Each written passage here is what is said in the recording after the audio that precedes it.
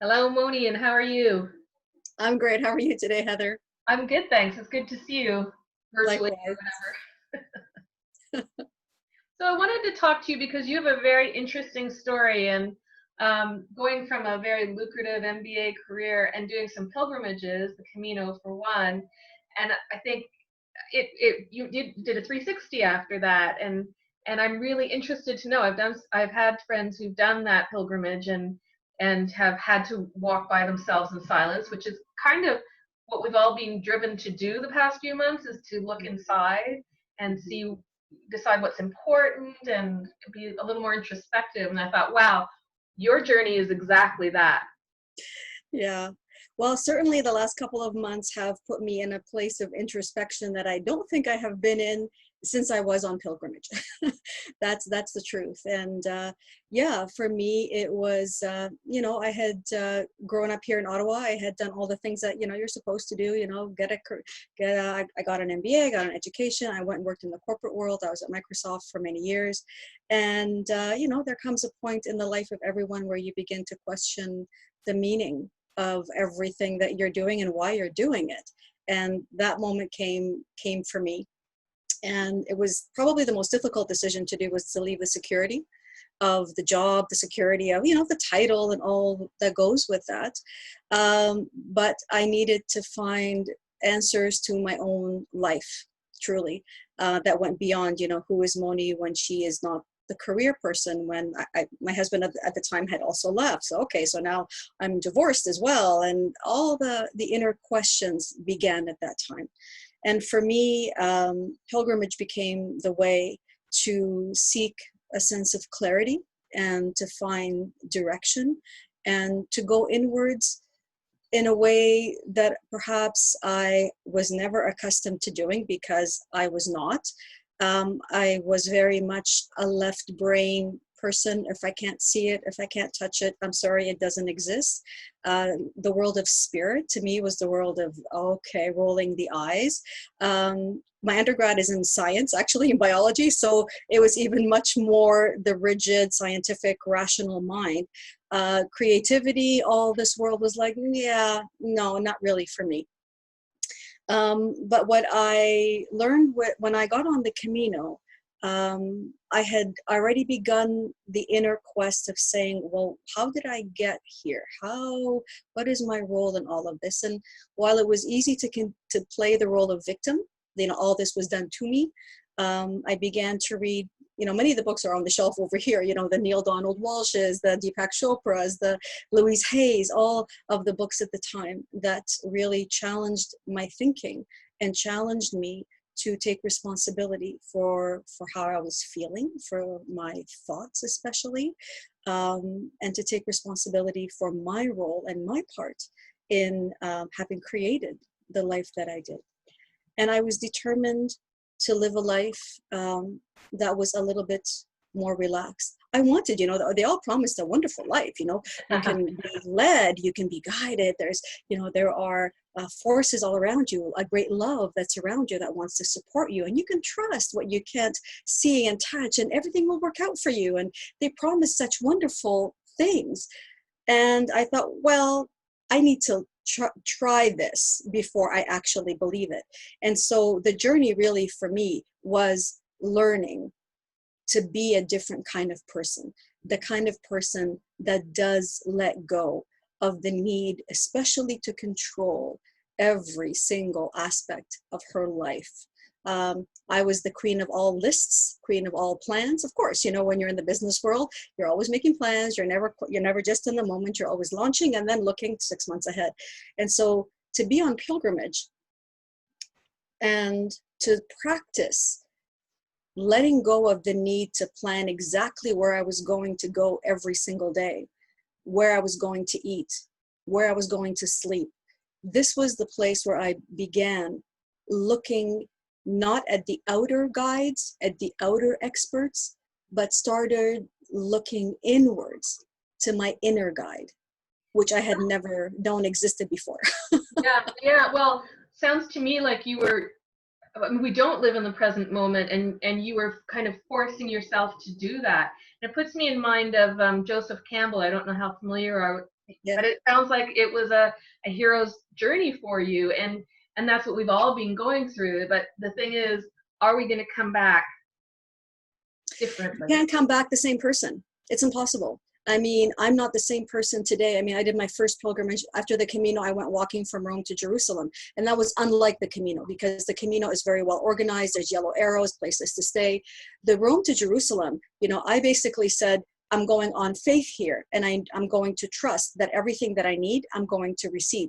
The Camino was the place where I practiced letting go, where I practiced listening to intuition, where I practiced following the omens and the synchronicities and the signs, and to have confidence in that. This was really what was happening on the Camino. I was breaking down my fears. I had to face my fears. I was a woman walking alone. Of course I had fears. I had to face all of those. I had to face all the fears that had been put into me about other people and about the world, that the world is a dangerous place. You can't trust anybody. You've got to be careful. And so I was putting all of those to the test and letting them go. And I could not have let them go if I wasn't willing to challenge all of my beliefs, to challenge all of the fears.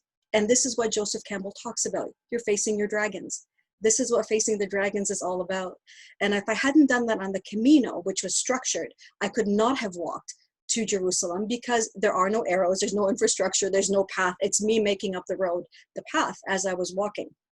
And truly then trusting the inner guidance, but especially trusting that this is a loving universe.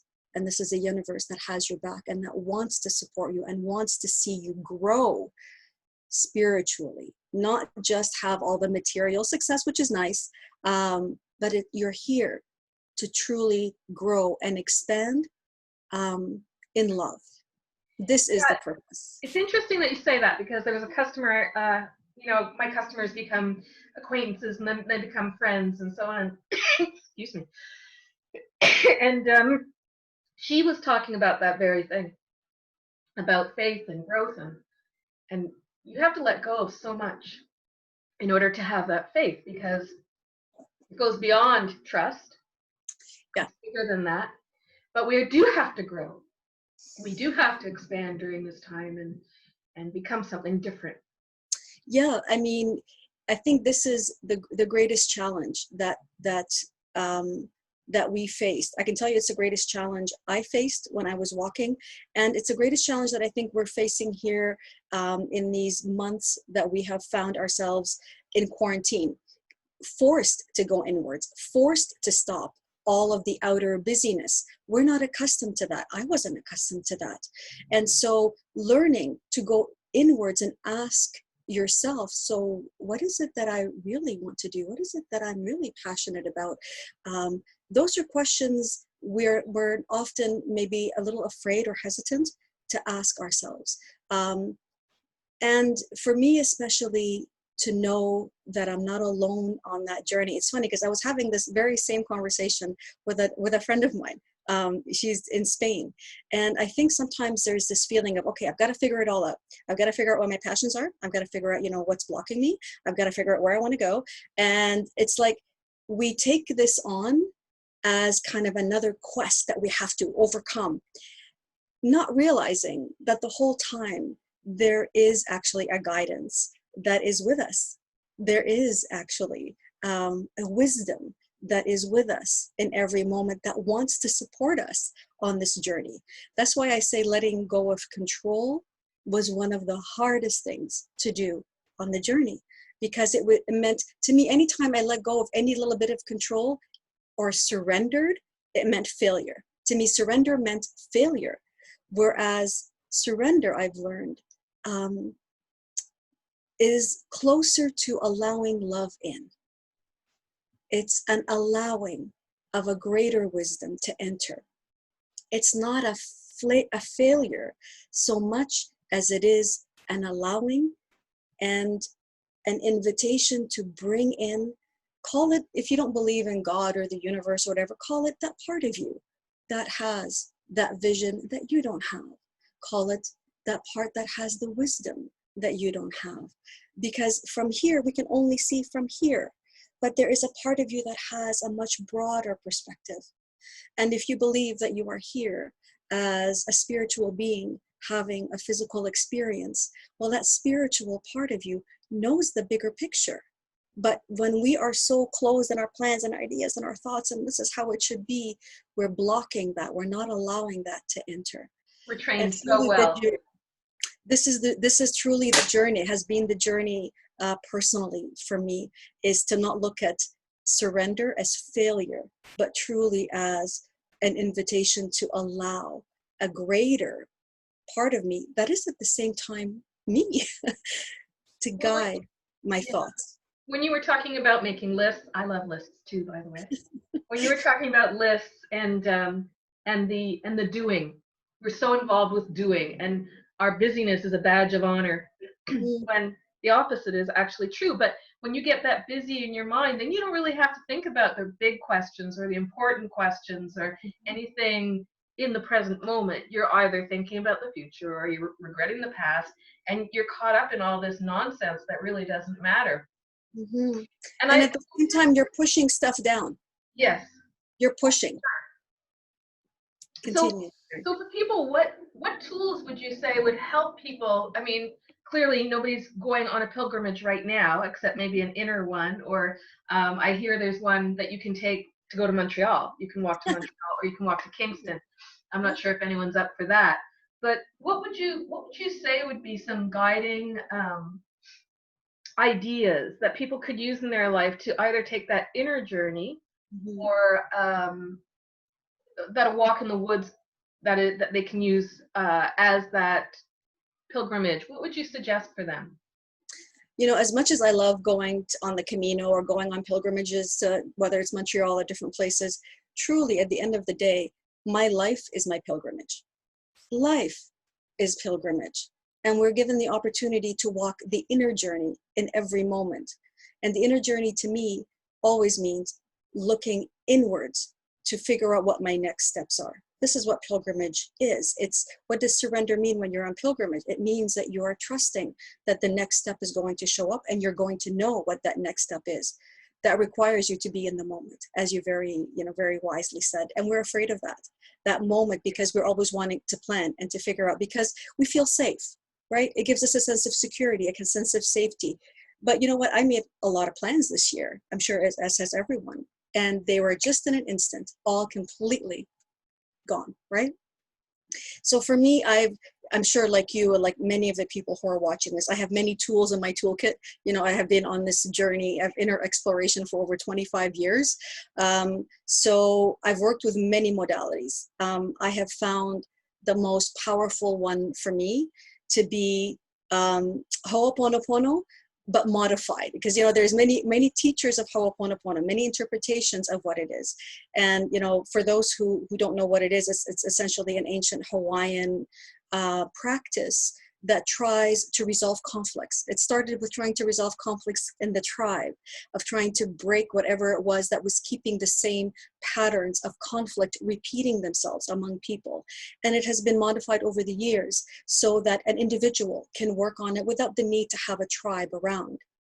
And for me, it's powerful for me because I have interpreted it in my way and it works for me.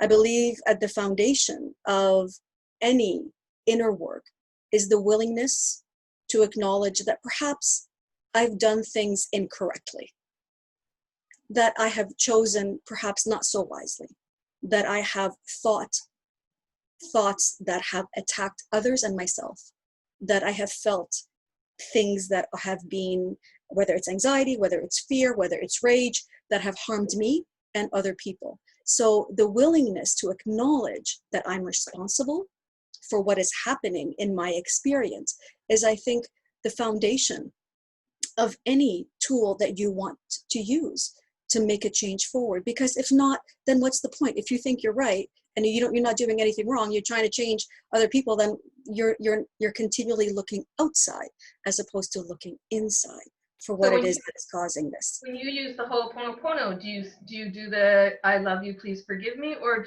have you personalized it to the extent that you were just talking about? I've personalized it. I mean, there are moments when I just say, I have like a loop in the back of my mind, because I practice this so for so many years now. The loop that's in my mind is always, I love you and thank you. But at the foundation of that, at the base of that is, you know what, is like whenever there's a difficult situation that shows up, or wherever I'm feeling any sense of anxiety, whenever I'm feeling that I'm not in that place of connection or peace, I'm always going, okay, whatever it is, I take responsibility for it. And a lot of times it's subconscious, especially if it's the same stuff that keeps coming up over and over again. Maybe it's the same, it could be different characters, different scenarios, but it's the same underlying issue. That's what I pay attention to. It's like, wow, why is this still triggering me? I thought I've done a lot of work on this. And so I go, okay, doesn't matter where it's come from. I don't care if it's this lifetime, other lifetimes, that's irrelevant to me. I'm feeling it right now. And so this is what I say, you know what? I don't know what I've done. I'm sorry, because I didn't know any better. I didn't know at the time how to choose from love. I was choosing obviously from fear. I didn't know any better. And so the first thing I do is to say, you know what? I forgive myself. I'm sorry for not knowing any better. I direct first my attention to me. I speak to myself as if I'm a parent speaking to a child. And I say to myself, you know what, little Mony, you didn't know any better, but it's okay. I see that you're angry. I see that you're upset. I see all of that. And it's okay. I'm here for you. I love you. Thank you for showing me this pain that you have. Thank you for showing me all of this. I know there's no other way for me to see this than to have this experience with this person or this situation. Now that I see it, I go, it's in me. I see you. Thank you.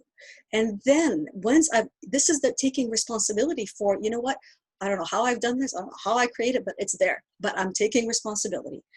The next step for me, because I believe that I am part of a much bigger divine being and I am connected to divinity, I call in divinity and I say, you know what? I don't know what I've done. And I don't need to ask for forgiveness from divinity, because divinity loves me, loves all of us exactly as we are. There's no need to change. The love from divinity is unconditional. But I do say, I'm sorry for not knowing any better. I go to the divine and I say, you know what? I messed up. I don't know how I did it, but I am ready to have you come, because you have a perspective that I don't have. From my level of consciousness, I can't heal it completely.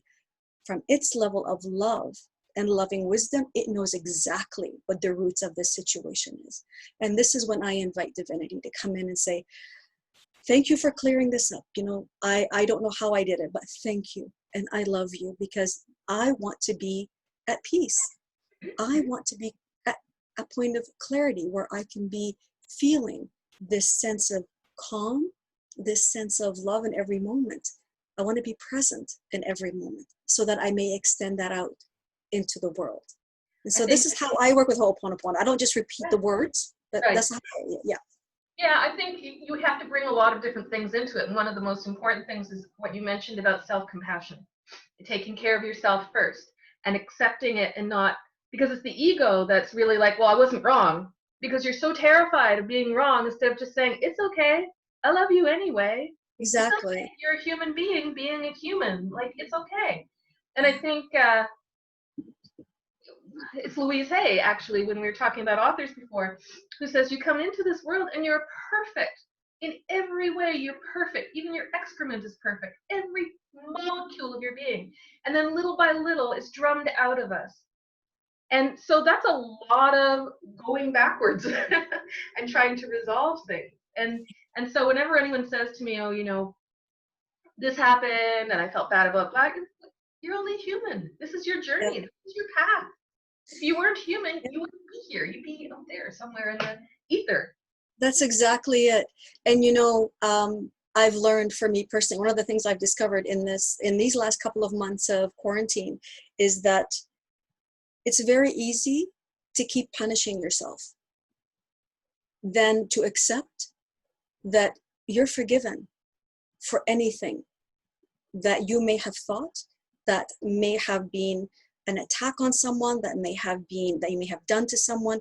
As hard as that is to accept, I found that for me especially, I was more ready to hold on to all my grievances and to all of and then to simply accept that I am forgiven. I am always forgiven, just as every single one of us is forgiven. Every dark thought that we have, every emotion that is harmful to ourselves and to others, we are forgiven. Every belief that is grounded in fear and in separation rather than unity and love and brotherhood, all of that is forgiven.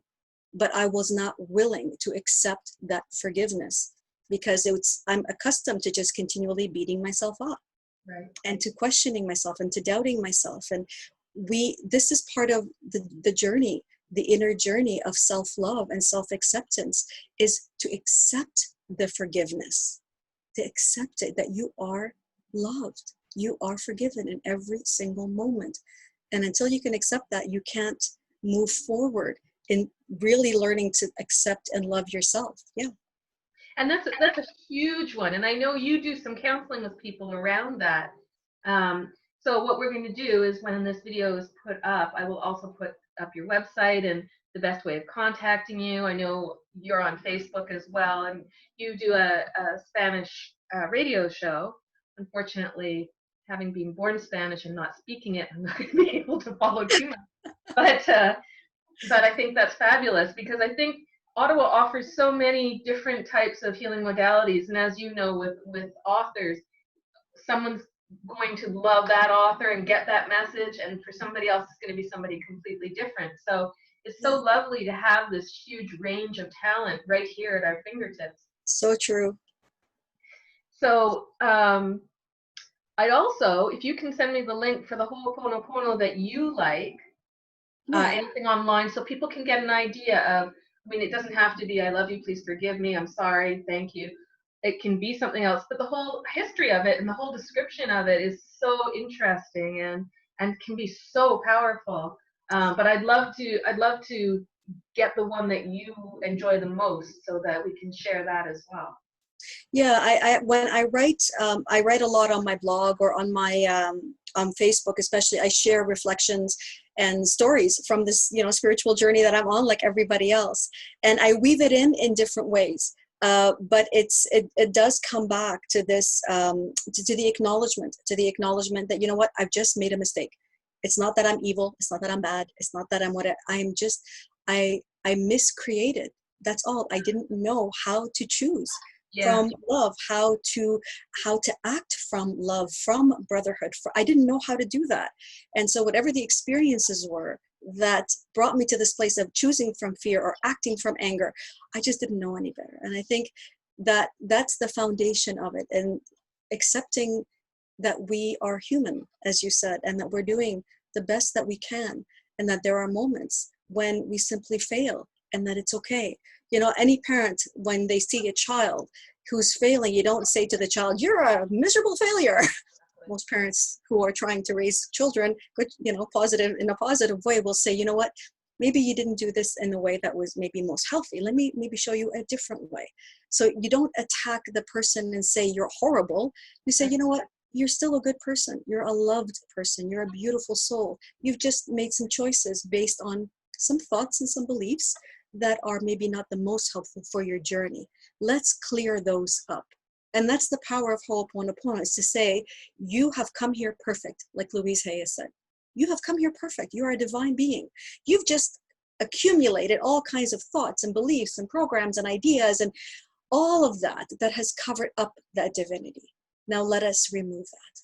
Let's start to clear that. It's so interesting that we can be there and be so supportive of not just our children, our friends, all those around us, and yet we, for the most part, seem to be our own worst critics at all times. How did that happen? How does that even serve us? It doesn't. It doesn't. Each of us in their own life's journey, in their own life pilgrimage, has accumulated through the experiences with families, experiences with workplaces, friends, others, a set of beliefs about, who we are and what is your role and your purpose in this world. And a lot of that is grounded in the other, And those especially that come from maybe more Christian backgrounds, there's that whole, idea, I was going to say mythology, like Joseph Campbell, this whole mythology around the other first. Somehow that being the martyr makes you somehow more favored in the eyes of the divine. But that was never the teaching. It is. And totally sucks. It And doesn't so work. it doesn't work. And so we grow up with all of these beliefs that become very deeply ingrained in us. And whatever the tool is that you use, whether it's Ho'oponopono or something or whatever it is to get at that and to release that. Because ultimately we're here to be freed from all of these chains that we impose on ourselves. Because we came here free, as you said. We came here perfect. We came here as beings of light. That is what we are. We are beings of light. And all the things that we have accumulated and taken on to ourselves through ego, personality, many definitions, we are here to remove that so that the true self can shine in its fullness in this world in its own unique way.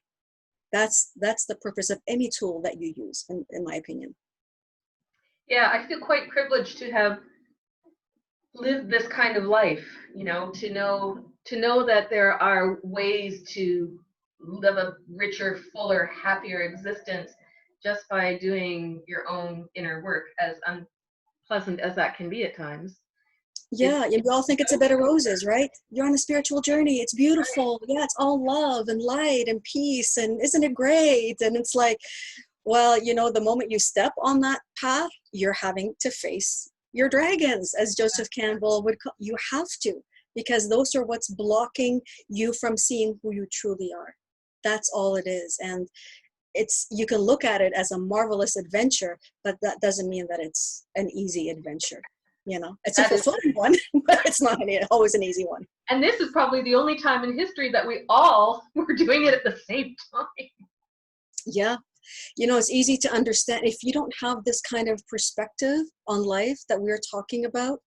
It's very easy to fall into a sense of depression, into helplessness, into all of these mental health issues. And I understand that. At the same time, I feel we're also all being called to, for me, I love my mind. I consider myself, I'm a pretty intelligent person. I love reading. I'm an intellectual at heart. Maybe I love reading new things. But for me, the journey has been, and someone much wiser than me has said it, the greatest journey you will ever undertake is the one from your mind to your heart. Yes. And the journey truly is to heal the heart. There's a lot of fractured pieces of ourselves that are out there. And the mind will come along once the heart has truly been allowed to heal. And I think it's probably the hardest place to actually work, because the mind, you can go, okay, well, I'll just sit and I'll meditate and I'll do breathing techniques, and that's good. That definitely serves a purpose. And if that were the full story, then why would we still feel rage? Why would we still feel anger? Right. All the meditators in the world, you would think, with all the mindfulness stuff going on, you would think that there would be a lot less rage. There'd be a lot less, anger and attack and criticism and condemnation. Why is that still there? Very deep down, there is a part of us that is broken. That's of the heart. This is work of the heart. And I love that space. Yes, I read, but the hardest part, where my journey has taken me, is to come into the heart and to really heal. The reconciliation for me begins within.